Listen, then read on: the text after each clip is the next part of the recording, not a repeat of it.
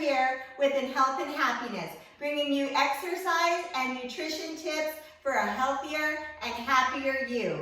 If you want to get the most out of this channel, be sure to click the subscribe button down below. And any video that you like, please be sure to give it a thumbs up. Thank you and enjoy. Hi, Holly Klepper here with the hip flexor stretch. Now the hip flexors are right in this area. So it's important to get those opened up because when my hip flexors become nice and tight, they're pulling my pelvis this way. They shorten and pull my pelvis this way.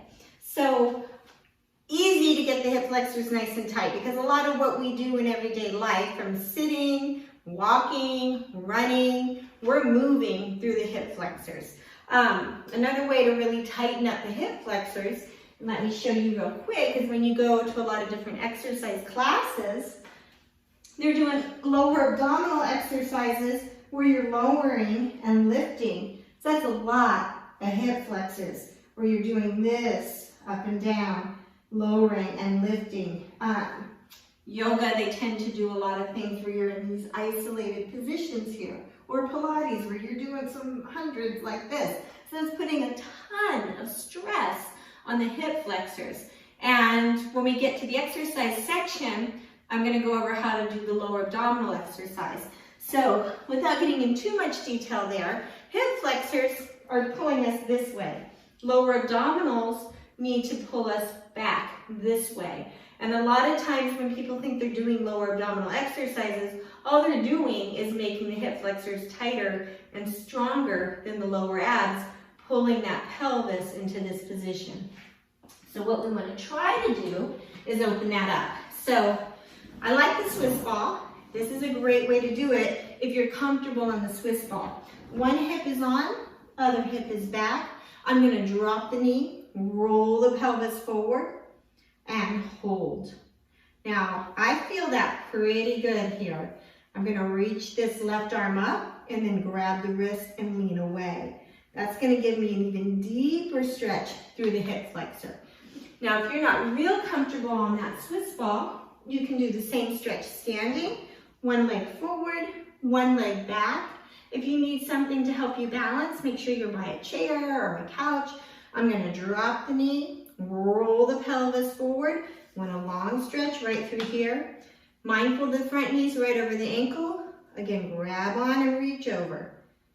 Now, if it's hard for your balance, you can also do this from the floor.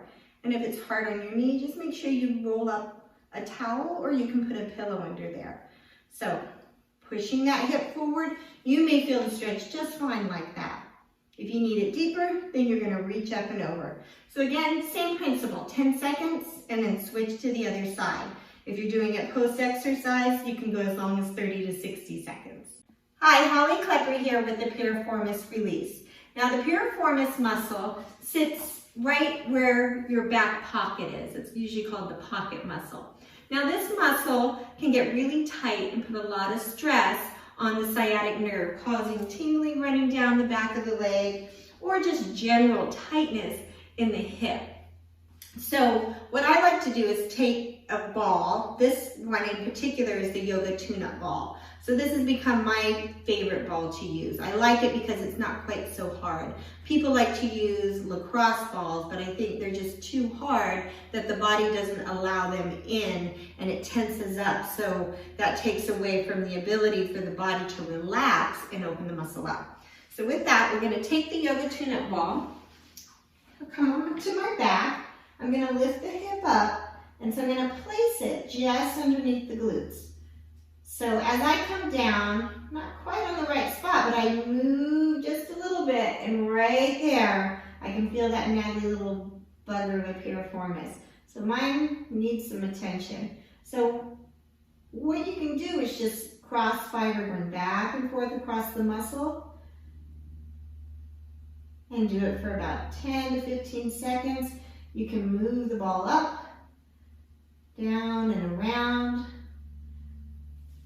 Now, if you want to just do a little bit of pressure point, you can hold it. You find that naggly spot, so right there's my little naggly spot. And then to put a little more pressure, I'm going to lift the leg and take the the weight of the leg onto the ball. So that's a significant amount of pressure, but it's pretty good. I can handle it and I feel like it's releasing.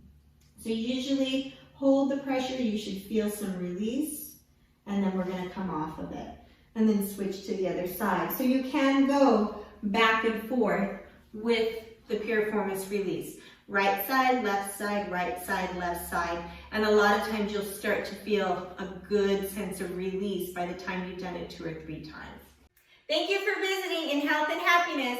Be sure to click the subscribe button to keep up with the latest videos we have to offer, and visit our website, inhealthandhappiness.com. If you like the video, be sure to give us a thumbs up. Have a healthy and happy day.